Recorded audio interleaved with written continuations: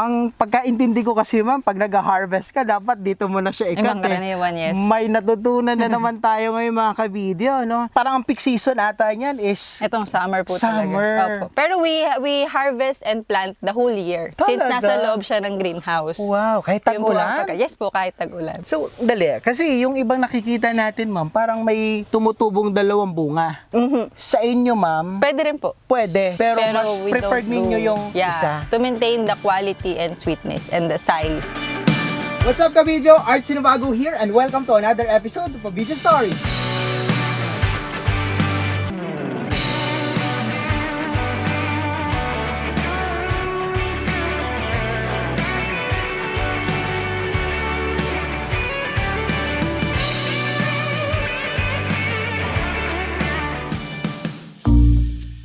What's up mga kabidyo? Kamusta po kayo? For today's video, nandito tayo ngayon sa Barangay Pulo, sa bayan po ng San Isidro, sa lalawigan ng Nueva Ecija, na kung saan ating bibisitahin ang Groves Greenfield. Isang greenhouse na kung saan nga ay nagpapatubo po sila dito at nagtatanim ng Japanese melon. At the same time, ating alamin kung paano yung diskarte nila sa pag-aalaga at pagtatanim ng Japanese melon. At the same time, kikilalanin natin ang may-ari dito. Let's go!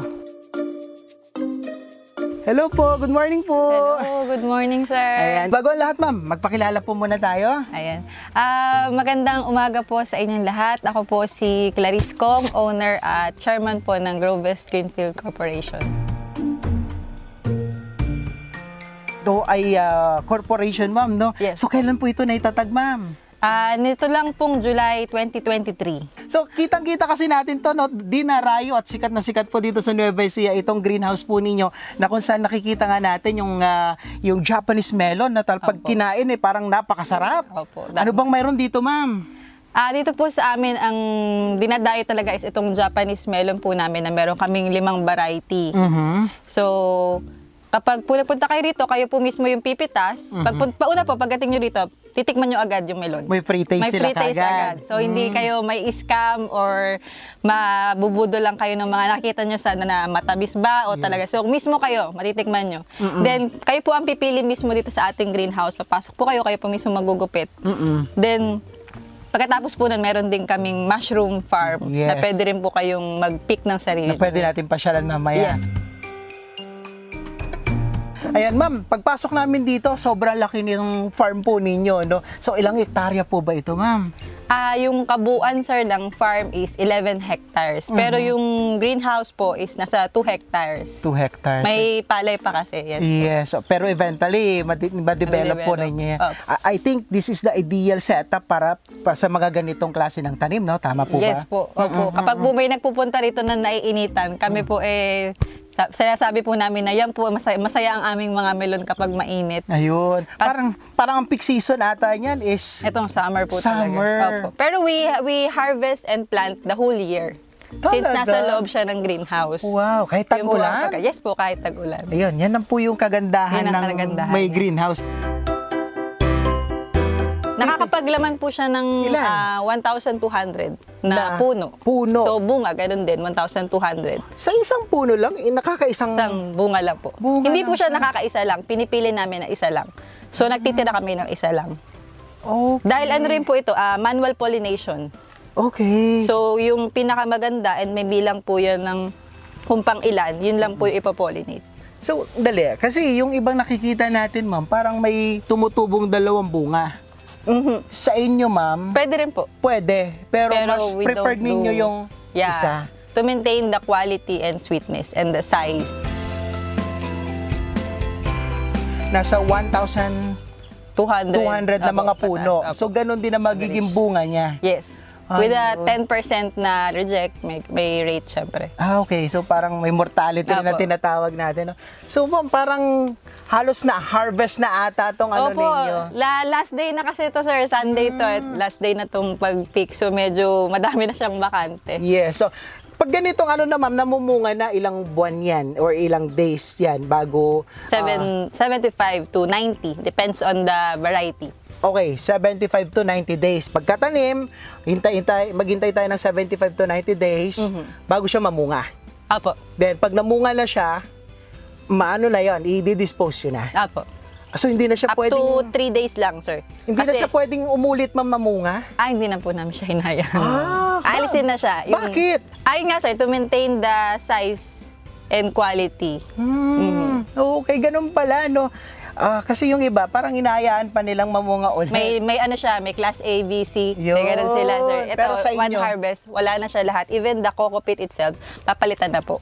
Okay, so, ma'am, sinasabi nyo, coco pit itong gamit ni pinagtataniman. Pure coco pit, yes. Okay, tapos, I think parang you have a drip irrigation dito. Yes Tama po, ba? tama. So, guys, ang galing, oh. Ito, halos lahat yan, ma'am. Apo, Lahat ng lahat puno po talaga. dito. Grabe, oh. Kaya po mabilis magdilig and mag-adjust sa climate. Kasi kagaya nga nun, pag po tag-ulan, problema Yes. namin siya. Kasi kailangan i-adjust mo agad yung tubig. Yes. Kasi pag sobra ka ng tubig, pumuputok yung bunga. So, reject na siya. Oh. So, dito, naka-timer po siya sa cellphone. We are medyo smart na, pero hindi pa ganun ka-high-tech na nakakonect sa weather. So, it's still manually changed by Okay, manually cellphone. controlled. Manually controlled, opo. Yes. So every kailan naman po kayo nagdidilig? Kumbaga, ino-open nyo yung drip irrigation po ninyo. Naka-timer siya, sir. Depende. Merong 15 minutes, 20 minutes. Depende sa laki, sa pangangailangan ng melon. Iba-iba po. Okay. So, ganun po pala, no? Ma'am, parang gusto ko pang tignan yung iba rin ninyo. Sige po, May pwede mga tayong bunga pa ba? mag-harvest, sir. Opo, meron pa. Oo. Sige, tignan nga natin. Saan pa po ba yung pwedeng ma-harvest dyan? Ma'am, parang sa tono ng pananalita nyo, very technical po kayo. Agriculture-related, ano po ba kayo, ma'am? Person? Ay, hindi po. Kami pong mag-asawa galing sa airline. Local airline lang po. Okay. Ako po sa finance, yung asawa ko po sa engineering. Okay. And then, pandemic ano din siya, baby yung business. So, nakita namin sa Malaysia na may farm na ganito. So, we come to idea na pwede sa Pilipinas. Okay. So, yung idea galing sa Malaysia. Malaysia. But the seeds, ma'am, na ginamit nyo dito, galing sa atin? International po. Holland. International din. Okay. But do you produce that, ma'am? I mean, nagbebenta po ba kayo? Hindi po. Sa inyo Bye-bye lang talaga? Apo, bye-bye. Pero hindi naman po sila, hindi naman, kumbaga, exclusive. Kasi yung ibang ano din, farm, may ganito rin sila, Apo. no? Okay. So ito, ma'am, ito nakikita natin, this is 75, or ilang days na to, ma'am? Nasa ano na po to, 75 days na po ito. So, ma'am, ito 75 days na siyang nakatubo, but the fruit, ma'am, ilang days na yan na parang nakausli, na ready for picking? After pollination po, 45 days So, 45 days ang hintayin natin bago tayo mag-harvest. bago mag-harvest. Okay, so itong puno na ito is isa lang talaga yung binubunga niya. Yes But po. pwede naman maging dalawa, pero magiging class B na yon. Yes po, ganun. hindi Ito, po this is the makuha yung class A. quality, yeah. So, ma'am, when we say hinog na siya, may mga indications po ba na pwede natin makita? Una sir, ito, yung pinakamalapit na dahon, dapat dry. Pa-dry Okay. na siya. Okay. And then, ito yung tinatawag na sugar line. Pag po nagkakaganito na siya. Okay. Sugar line. Yan yung mga puti-puti, ma'am, na Mapapataas yan. na ganun. Matamis na siya. Okay, And so then- pwede nang i-harvest yan. Yes po. Then, pag kinat po siya, Okay. dito, cut ko na siya. Sige, ma'am. Yan, dito. And Okay. then dito. Para po tumbagal. Kumbaga, Okay. nagsimula yung paghinog niya dito pa. Yan. Okay, so ang pagkaintindi ko kasi, ma'am, pag nag-harvest ka, dapat dito mo na siya Ay, ikat. mga karaniwan, yes. May natutunan na naman tayo ngayon, mga kabidyo, no?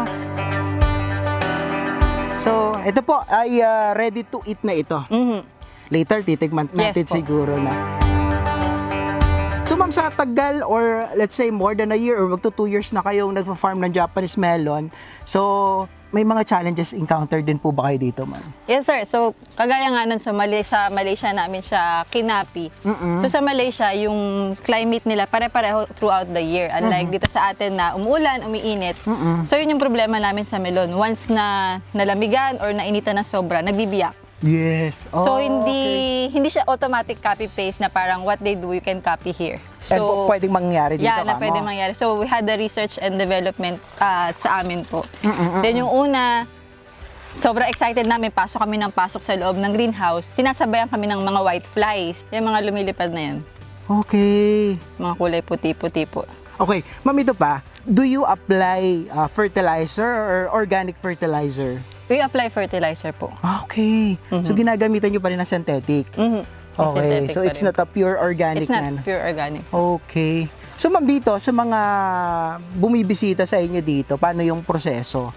Kumbaga yung mga pick and pay ba? Tama po ba? Apo. They just need to check our Facebook page. Tingnan nila kung may harvest date ng time na yon.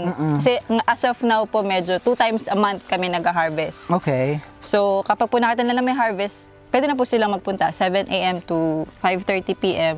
Yan. Curious lang ako ma'am, no? How much do you need to pay naman? Kumbaga yung presyo, stable po ba? Or nagpa-fluctuate yung price po ninyo dito? Dahil sir, big production na siyang maituturing, na stable naman na po. Okay. Like now po, we have a promo like if you buy 5 pieces, we have free 1. Okay, 5+1. Yes, 5+1. Pero yung presyo ma'am? The kilo po, now this is on sale at 299 per kilo.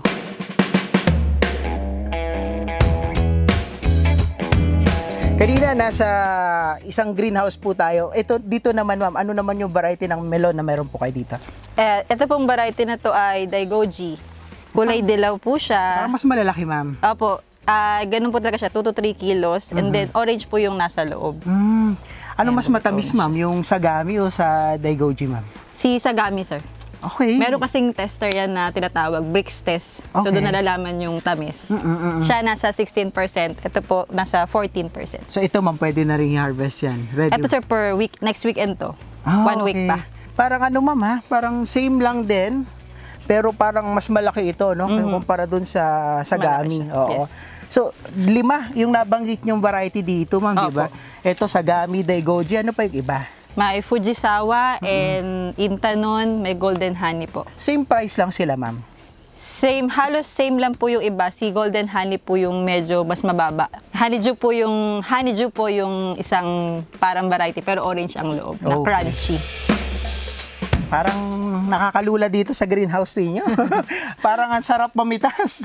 Di ba? Sa mga kabidyo natin dyan, yan. Siguro, ito kasi yung seeds na binili nyo, international pa, ma'am, Yes no? po. So, hindi rin kayo nagbebenta ng seeds. So, talagang po kami fruit lang. reseller, yes. Oo. So, siguro, para matikman nyo ito, you need to visit here. Yes Di po. ba? Ano naman po yung parang basis natin sa pricing? Bakit kayo nag-price ng 299? Sa pricing, sir, nagde-depend yan sa nakita namin sa market.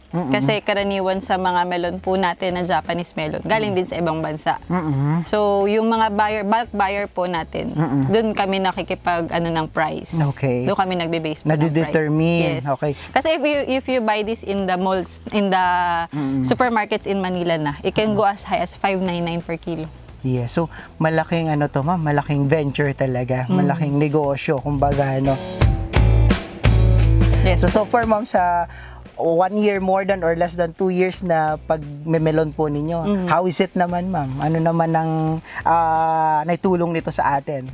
So far, sir, okay naman siya. Lalo na sa mga, para sa akin, yung masaya sa puso, yung nakakatulong ka na continuous yung trabaho ng mga farmers natin. Ilan And po even ba yung farmers construction. na nyo dito ma'am? Parang Ngayon po staff? nasa 50 kasi we have Wow! construction pa.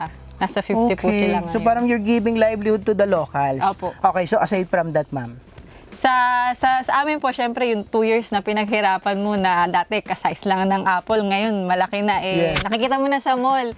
Even kami po, kunyari, matagal yung harvest namin, pupunta kami sa mall, bibili kami nung aming produce. Oh. Kasi iba yung pakiramdam pag sa'yo nang galing, iba.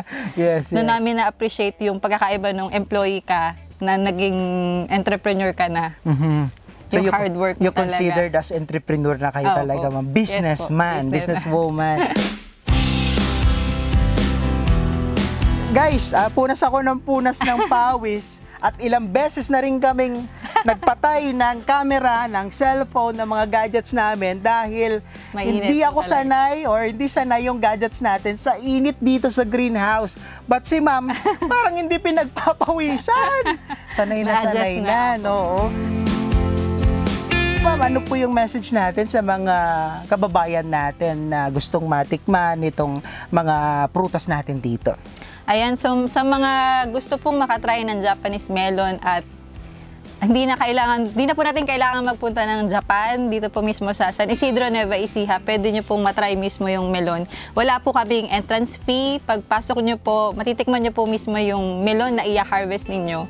So, masusure nyo po na matamis siya and gusto nyo po yung lasa. Wow. Whole year round po kami nag-harvest. Just check our FB page kung kailan po yung harvest time para sure po na meron kayong mapipitas. Yes, at kami naman ay excited na matikman Yes. yung Japanese melon natin later. No? Anyway, tayo po'y nagpapasalamat kay Ma'am Clarice sa pagbibigay niya po sa atin ng pagkakataon na mabisita itong kanilang farm, no? Japanese melon farm, na kung saan nga ay ating natutunan yung iba't ibang klase at variety ng melon. Kaya naman sa lahat ng ating mga kabidyo no, na may natatanging kwento, pwede kayo mag-message sa ating Facebook page, Video Stories, para makapag-bisita naman po kami sa inyong farm. At the same time, sa lahat ng ating mga kabidyo, pwede kayo mag-like, mag-subscribe sa ating YouTube channel, Video Stories, for more videos and stories. Kaya naman, ako po nagpapasalamat. I am Art Sinabago, the content creator of Video Stories. Always remember, tuloy-tuloy lang ang pag-angat. Keep rising, mga kabidyo. Ma'am, thank you so much. Salamat, sir. Maraming salamat po at pawis na kami. Bye!